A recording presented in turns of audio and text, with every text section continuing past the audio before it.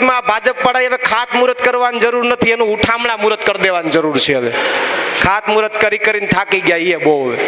અને ખાત મુહૂર્તે ક્યારે કરે જોજો, એક તો ચૂંટણી આવતી હોય ત્યારે તમારી પાસેથી મત લેવા માટે, અને બીજું તમે જોજો, મેં તો બહુ જોયું, જ્યારે ચોમાસું આવતું હોય ને એની પહેલા ખાત મુહૂર્ત કરે.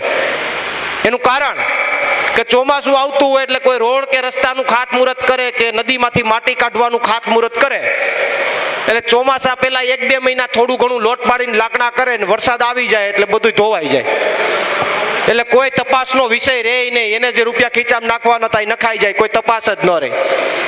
તમારે જેટલા કામ જોવા હોય તો હું તો ઘણા સમયથી ઓબ્ઝર્વેશન કરું છું કે જેવું ચોમાસું નજીક આવવાનું થાય એટલે 2 મહિના પહેલા ભાજપના નેતા ઓલા ડેટકાન જેમ બહાર આવે ખાત મુહૂર્ત કરવા. એ તમારું ભલું કરવા નથી આવતા, એ એના ખીચા ભરવા આવે છે. એને ખબર છે કે ચોમાસું આવે છે, એ પેલા લોટ પાણી લાકડા કરી નાખો, પાણી બધું ધોવાઈ જાય, રૂપિયા આપણા ખીચામાં આવી જાય. આ આખી ગતિવિધિ વર્ષોથી હાલે છે.